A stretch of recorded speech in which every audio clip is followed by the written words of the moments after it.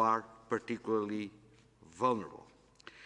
And to be honest, what I have found particularly intolerable in this current crisis is that while being so often left behind, migrants have also been on the front line of the response to the pandemic, taking personal risks for everyone's well-being, and these across many critical sectors, not just the healthcare sector, but also transport, food, retail, research, hygiene, and home care, you name it.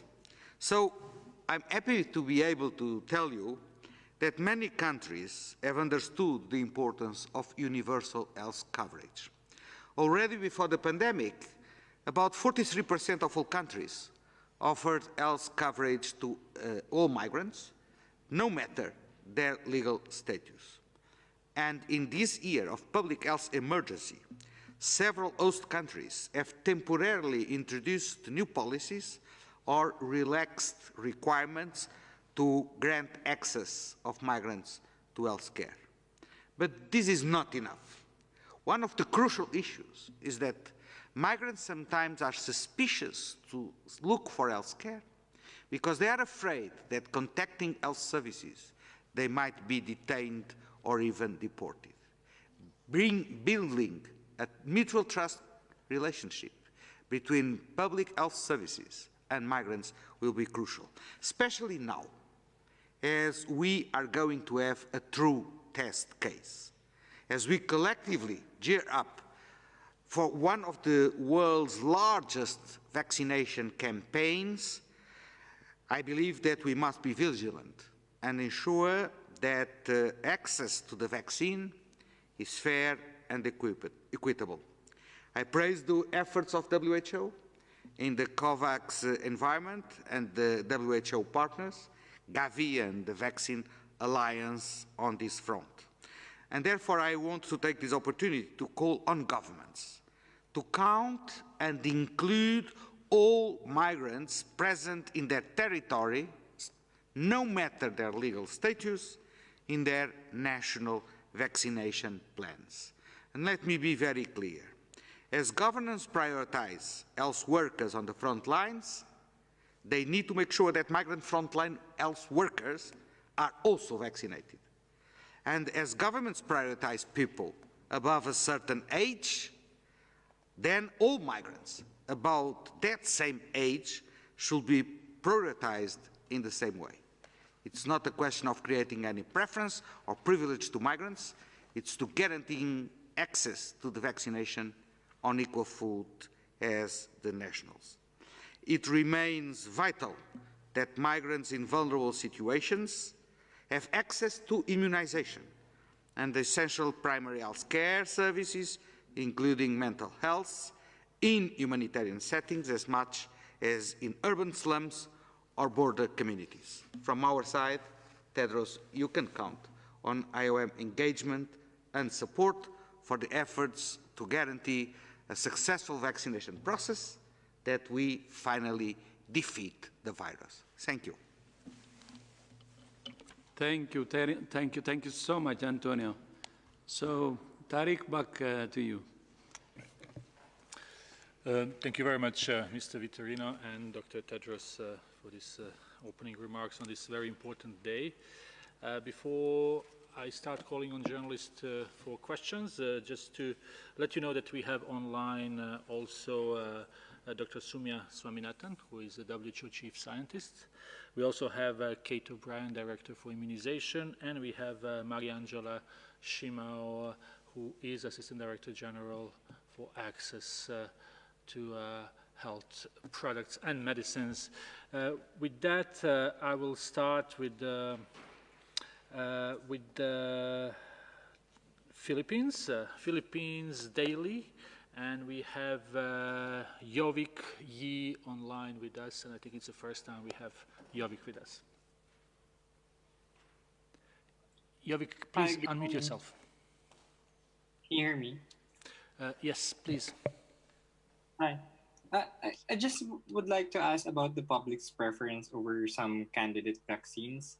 Pfizer, Moderna, and AstraZeneca earlier released the efficacy data on their vaccines, which naturally excited everyone. But of course, these firms can't be expected to supply the entire world with their vaccine. So my question is, what can WHO say to those people who might be questioning or uh, have doubts with their government's decision to acquire or enter into deals with manufacturers that have yet to release their data or are still completing their phase 3 trials? Thank you.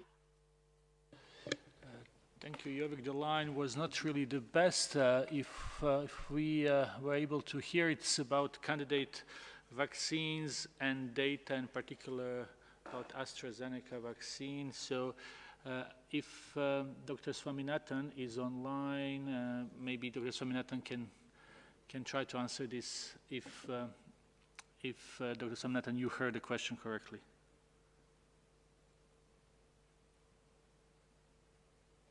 Thank you, Tariq. Actually, I couldn't hear the question very clearly. Is it possible to repeat it? I think the question was about the data that we are getting from different manufacturers, and I think there was a question about AstraZeneca vaccine in particular. And Jovic, if I'm wrong, please correct me because we were not able to hear correctly. Okay, Hello. so maybe I can try. Can you hear me now? Yes, please try again. My question is about, I would like to ask about public's preference over some candidate vaccines because Pfizer, Moderna, and AstraZeneca had already released their efficacy data. But of course, these firms can't be expected to supply the entire world with the vaccine. So my question is, what can WHO say to those people who might be questioning their government's decision to acquire or enter into deals with manufacturers that have yet to release their data or are still completing their phase 3 trials? Thank you. Okay, I think that was clearer. So I can start, and Mary Angela or Kate might want to come in, or Mike. So the first thing I would like to say is that the WHO really wants to support as many vaccine candidates as possible to go through clinical trials. Because as you just pointed out, there are a number of different properties or characteristics of a vaccine that may make it more suitable or less suitable for different settings. Ideally, one would like to see a vaccine that's a single dose that can be stored at room temperature, that gives long-lasting protection, that's safe, effective, and is also, manufactured easily and can be scaled and is affordable. So that would be a really ideal vaccine. And there are so many candidates in development, including, innovative products like a combined influenza and SARS-CoV-2 vaccine. There's a measles platform. There's an intranasal vaccine, a couple of them that are coming along. So we would like to support the research and development, and we'd like to support companies and countries and encourage them to continue with clinical trials. So I think that's the first message. The second is about the question of when is a vaccine good enough to be used? And again, there are very clear criteria that we've laid down, that regulatory agencies like the FDA and the EMA have laid down.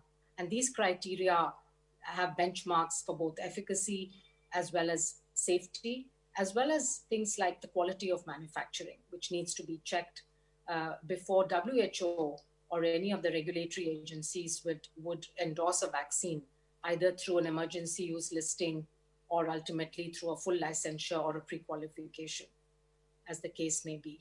So I think the criteria are clear. Now it's up to regulatory agencies and countries to make the decisions. And they make decisions based on benefits and risks. Because in a situation when you're in a pandemic, there's obviously an urgency and a need to get vaccines out to people.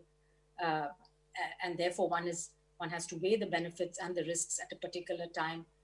WHO will examine all the dossiers that are submitted to WHO. Mary Angela's division is accepting these on a rolling submission basis so that we are up to speed, we can move quickly, and we would provide either emergency use authorization or pre-qualification, as the case may be, based on the data that we are able to examine. Thank you, and maybe somebody else would like to add. Thank you, Dr. Swaminathan. I understand Dr. O'Brien would like to add something. Dr. O'Brien? Yeah, just very briefly. Countries, because of the supply situation, most countries are likely going to have to use more than one product. And so we do need multiple products in the marketplace. They do need to meet efficacy and safety and manufacturing standards. But most countries are going to have to be juggling more than one product, and getting that supply security is really important. So I think those are just elements from a delivery perspective that we also have to keep in mind. Thank you. Over. Eric. Thank you, Kate. I understand also Dr. Aylward and Dr. Mike Cran would like to add something. Dr. Aylward, Senior Advisor to Director General. Yeah, just a very quick response. So recognizing this challenge, WHO, right at the very beginning of the pandemic, very early on, we established what we call our target product profiles that says this is the standards that a vaccine should hit.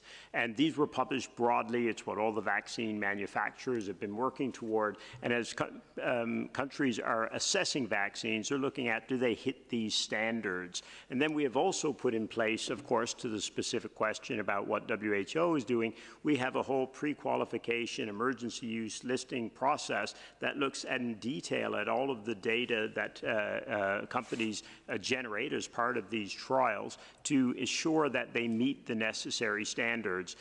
These standards, as well as the criteria, are published on our websites where, again, the general public can look and say, what are the kind of standards? How do we assure that these are hitting these standards? What is the process to get there? All of that is laid out very clearly, very transparently. And this aligns very, very closely as well with what we call the stringent regulatory authorities around the world are also using as they assess the vaccines also. So when you ask about the general public should have great confidence in products that have been looked at by stringent regulatory authorities and the WHO process, because it goes through all of those measures systematically. The efficacy, the safety, the quality of the product, but also the programmatic suitability to make sure that this is something that is going to suit the circumstances in which these are going to be used. Yeah. Bingo, Bruce says something very similar. Countries, and I think it's important that when citizens are looking to governments now and saying, well, we're not getting the vaccine, and there's vaccine in some countries, and governments have made choices. I mean, they've been looking at price and the profile of the product, the production capacity of the product, and their access to it because of that. And I think it's an important moment for us all. There are going to be many vaccines coming on stream at different times. Some will have different advantages over the others. Some could be used at higher temperatures, Bruce, and some will be produced in higher volumes. Countries will be more used to working with a single product over a long period of time. So where you may lose in a certain part of the early part, you may gain in speed and you may gain in effectiveness later. So I don't think we should be seeing this as a game of winners and losers right now. We're at the beginning. And yes, the products that are coming through now aren't low volume. They're very expensive products and they're low volume. They've come through first, but other products will come through, we hope, early next year. So I think this idea of talking about good or bad vaccines or better or worse approaches, and we start to hold and judge governments against one another. I think governments, COVAX partners have been negotiating in good faith with manufacturers to make the best deals they can against what Bruce has laid out very clearly, against things like the profile of the product, the production capacities, the state of data available about the product and its likely performance, and ultimately about the price of that product. These are complex decisions, and I think it could be very destructive for us all to turn this into some kind of nationalistic foot race to who does what. We all have to get there together. We simply have to finish this race in a line together. And someone getting there first doesn't necessarily help everybody else. So I think we're all going to have to just be a little bit patient and a little bit tolerant that things are going to move at slightly different paces in different situations, and we don't politicize this. And again, we've seen this again and again in this pandemic. issues that should be about collective responsibility and moving forward together turned into comparisons and turned into he did good, she did bad, she did, and this is not the way, quite frankly, that we need to move forward right now. We need to move forward in solidarity to find these solutions. Science has delivered. Now we need solidarity to deliver the ultimate solution, which is to stop this virus transmitting and killing the people we love. Science, solidarity and solutions. Next question, Bayram from Anadolu News Agency. Bayram. Thank you, Tariq, for taking my question. My question for Mr. Antonio Vitorino, but Mr. Tedros can also add something on it. According to UN official figures, Turkey continues to host the largest number of refugees worldwide. Turkey currently hosts some 3.6 million registered Syrian refugees and 370,000 persons from other nationalities. Of course, Turkey had a lot of challenges during the COVID-19 pandemic, maybe more than any other country, as they host millions of migrants and refugees. So today, Mr. Vitorino, will you have a call to European or Western rich countries to open their borders to migrants, and to share the burden of Turkey? Thank you very much.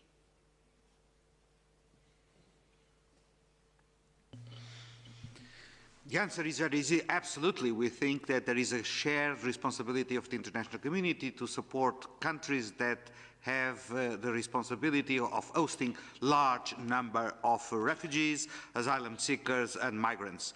The good news I have for you is that fortunately in most of the refugee and migrant camps all over the world, the virus has been contained. The number of casualties in camp settings, which was my worst nightmare, has fortunately been rather low, sometimes even lower than in the host communities. But that does not mean that there is no need for a specific approach to the vaccination when it comes to the people in the camps. Because the camps are, well, you cannot have social distance in the camps, let's be honest. People wear masks, and that's very positive, but social distance is impossible. So the efforts of IOM and other UN partners, WHO, UNHCR, HCR, and other agencies, is precisely to deliver health support and health services to these populations and to help host countries in dealing with the challenge that represents guaranteeing that those migrants and refugees are safe, are screened, are traced, are quarantined, and now, beginning next year, are vaccinated. Thank you. Thank you very much, Mr. Vitorino, for this. We will go to our next question. It comes from Adrian, who works for Sumedico. Adrian, I also think it's the first time for you to be with us. Adrian?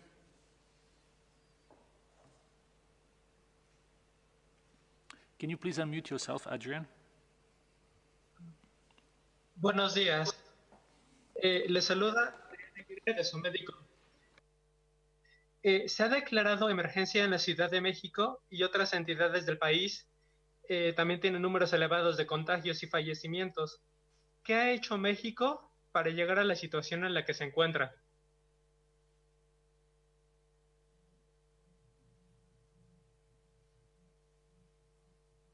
Can you hear me?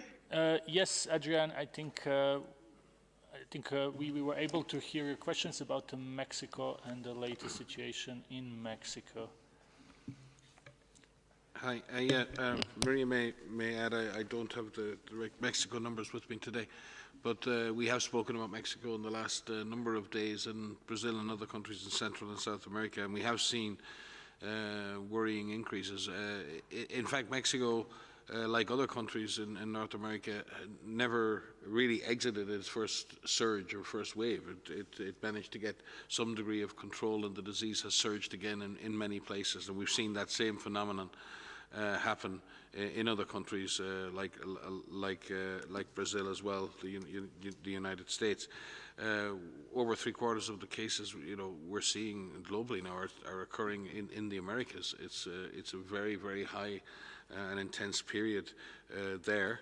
And it really does come back to being able to implement all of the measures that are needed, having strong coordination and governance, having a do-it-all approach in terms of both public health and social measures, advice to people on wearing masks and personal hygiene, and having a very strong focus on surveillance and testing, and having a health system that can cope with the cases when they do occur.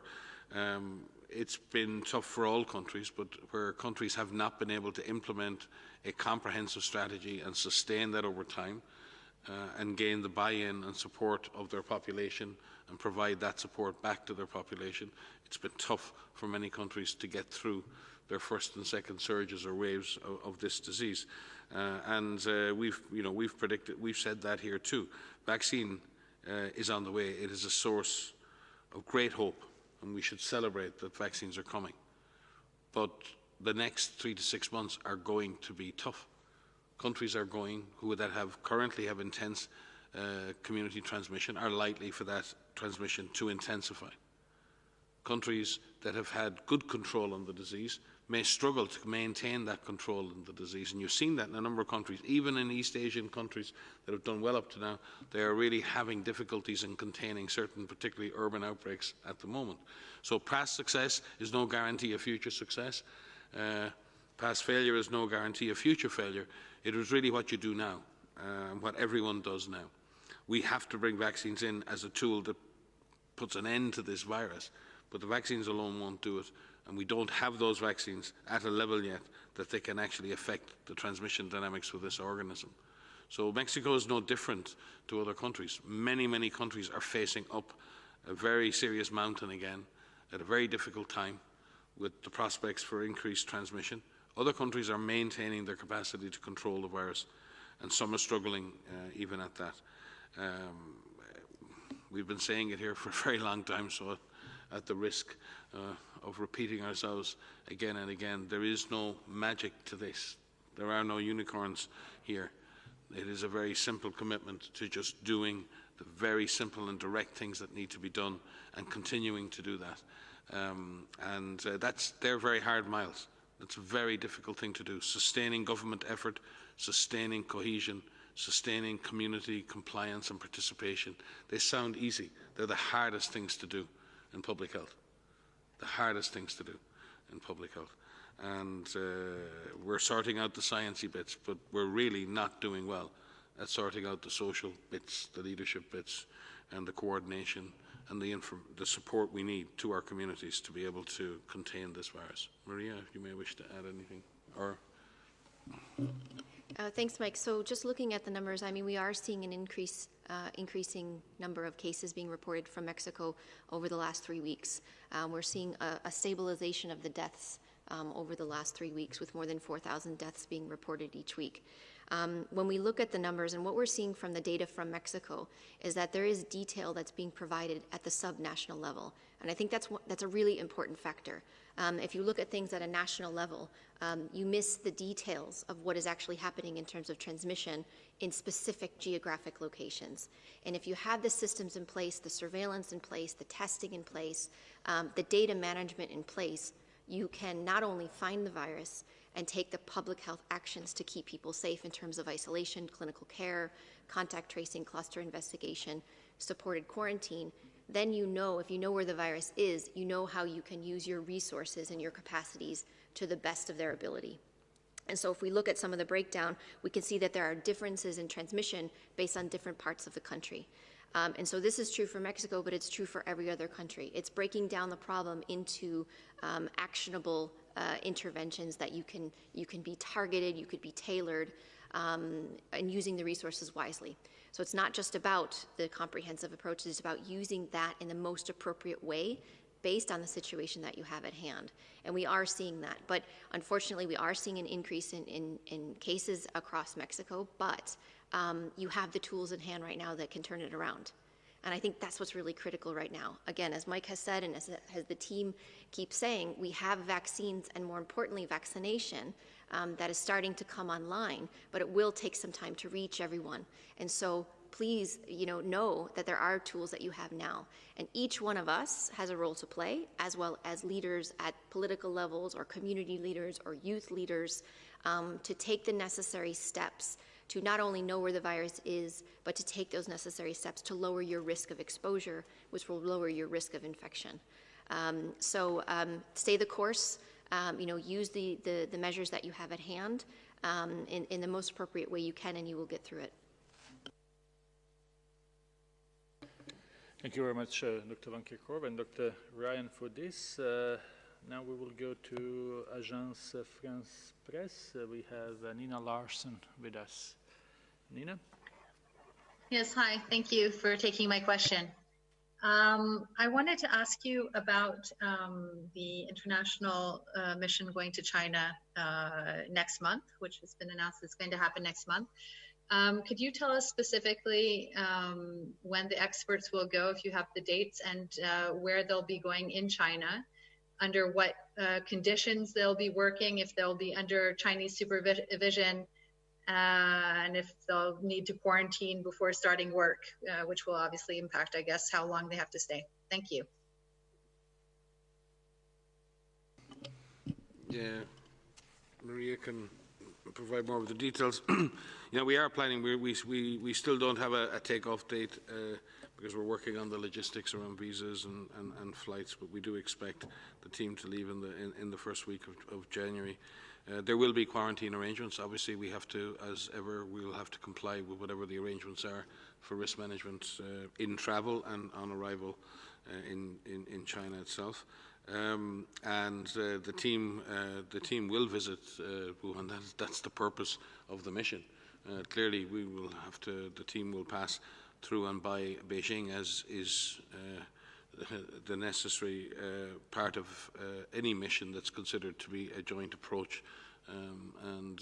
We will show good courtesy to our colleagues in China in doing that. But the purpose of the mission is to go to the original point at which human cases were detected, and that we fully expect to do that. The question regarding the team is a WHO team. It's a team of international experts who are of international renown, who will work with our Chinese colleagues. They will not be, as you say in quotes, supervised by Chinese officials. I sometimes wonder at the language that some of our journalistic colleagues use and how things tend to be characterized through the question, not through the answer that's given. We will operate as we would operate in any member state, at their invitation, with gratefulness for their support to that, and with the full intention of pursuing the scientific principles that this organization has always stood for. And we will continue to do that and provide all the support necessary for the international team that we have brought together in order to find and learn more about the origin and source of this virus. Many thanks, Dr. Ryan. So next question is from Radio France Internationale, Jérémy Lange. Jérémy, if you hear us, please unmute yourself. We don't have Jérémy now online, so let's go to Simon Ateba. Simon?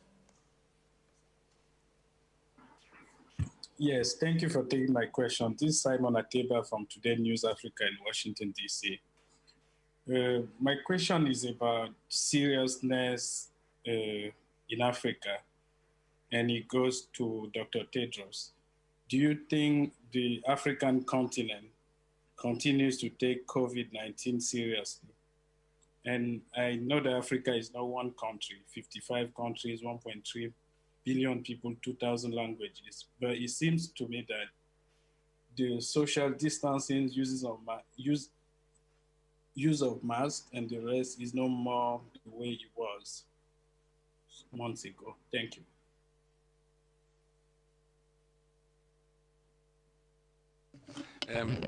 I can start. Africa is a very diverse continent, and Simon great that you, being from there, recognise that many don't. Tends to be seen as one amorphous continent, which never ceases to irritate me. The reality is that Africa is not out of the woods yet, and we've seen South Africa continue to battle higher numbers. We've seen countries around Eswatini, I think we've seen in Namibia, we've seen in Botswana, we've seen Southern Africa has had a continued issue. We've seen small, but the trajectory in West Africa, the trajectory in parts of East Africa is actually upwards, the trajectory in South Africa. So while the absolute numbers may not be huge, the trajectory is worrying. So Africa does need, countries in Africa need to maintain their vigilance. There is no question about that. But it's also a very, very long road.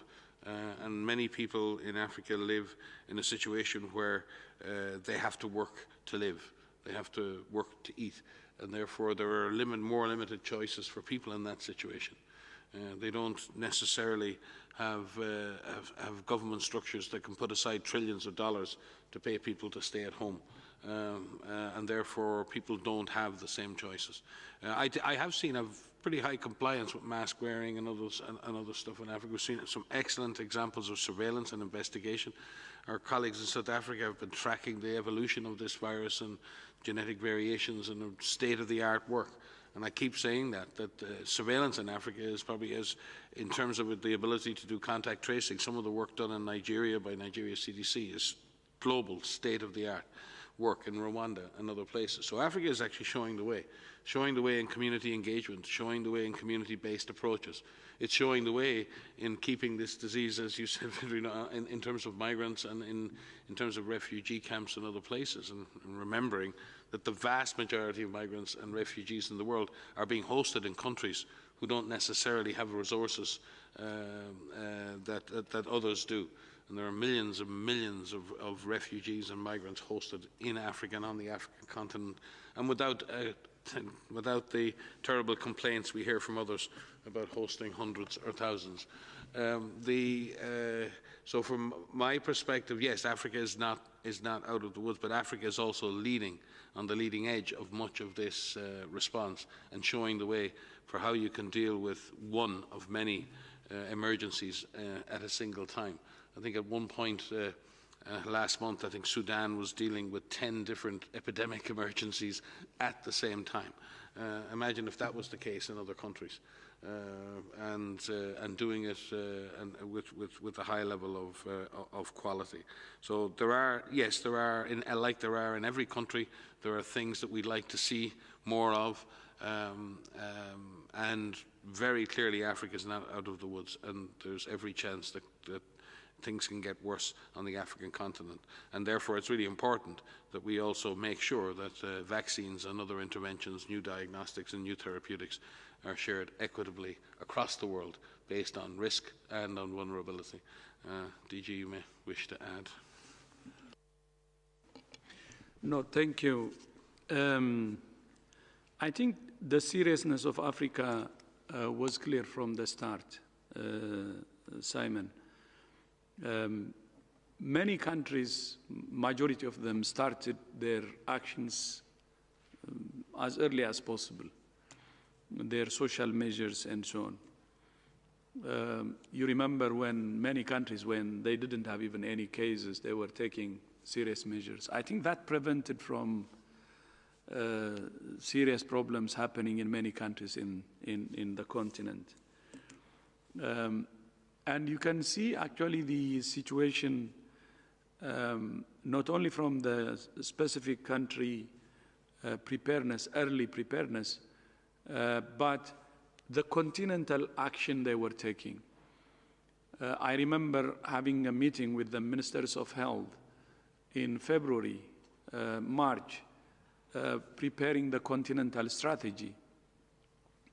And the political leaders, the AU Commission, Moussa Faki, and the current president of the African Union, the chair of the African Union, heads of state, also, President Ramaphosa coordinating the overall response.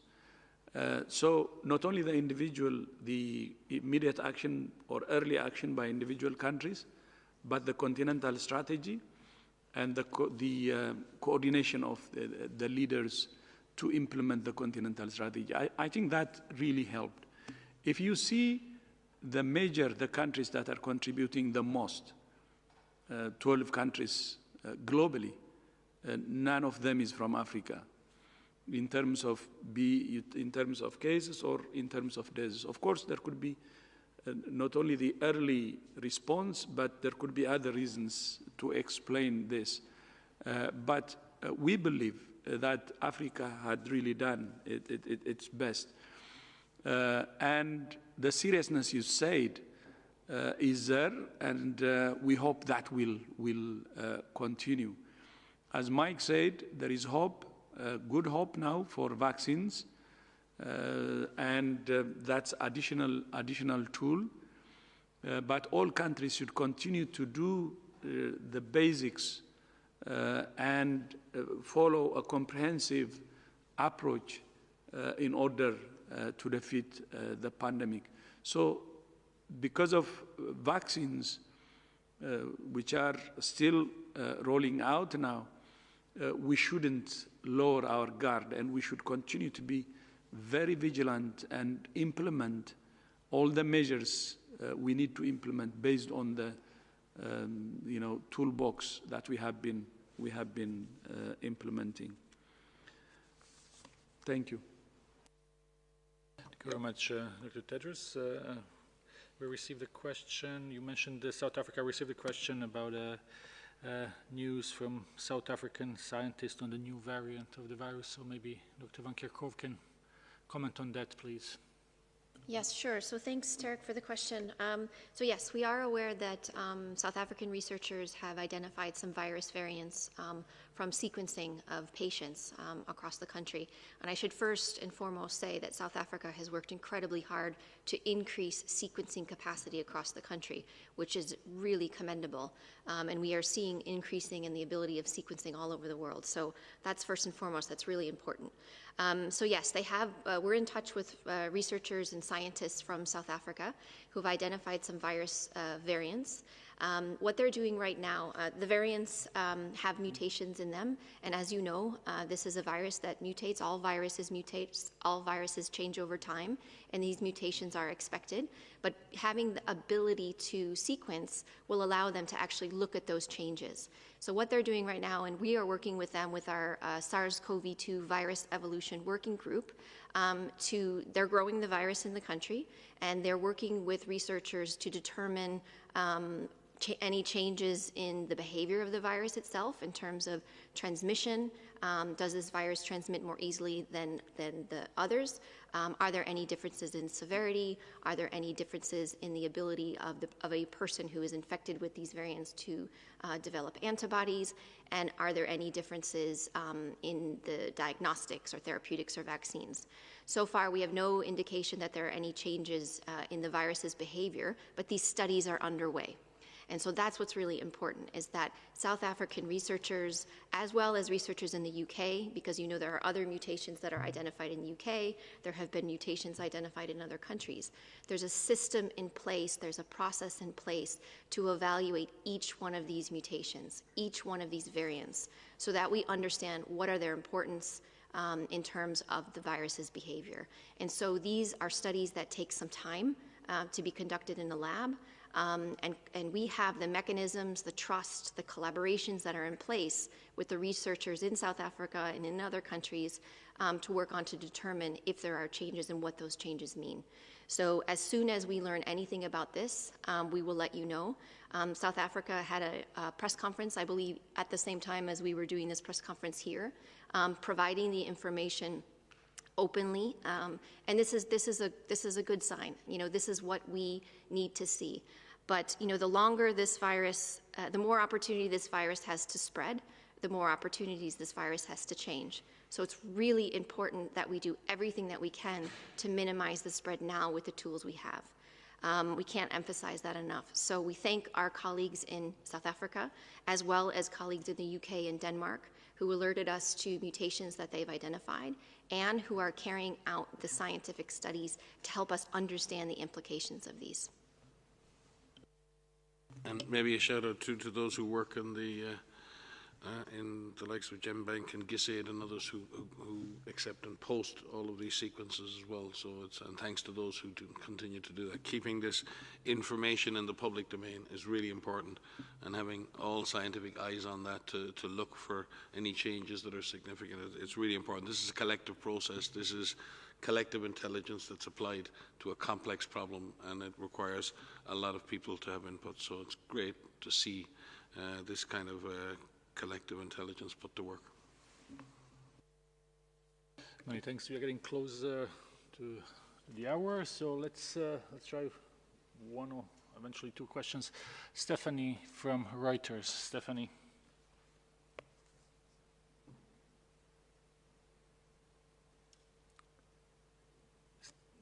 Stephanie, you will need to unmute yourself. Sorry, I had my hand up to ask about the same issue about the South African variant, which Maria has already addressed. So unless she has something more to say about it, I think we're good. Thank you. Okay, well, that's very good that we managed to answer your question in advance. And with this, we will conclude today's press briefing. Big thanks to our guests, Mr. Antonio Vittorino, Director General of the IOM, and Jacqueline Vickers from Migration Health Division of IOM, and to our WHO guests. Last word, as always, goes to Dr. Tedros. Thank you. You have said what I wanted to say, to appreciate my fratello, DG Vittorino, and also Director Jacqueline for joining us today, and look forward to working even more closely. And thank you for your partnership and friendship. Grazie mille. And thank you also to all who have joined us today, and bon weekend. See you next week.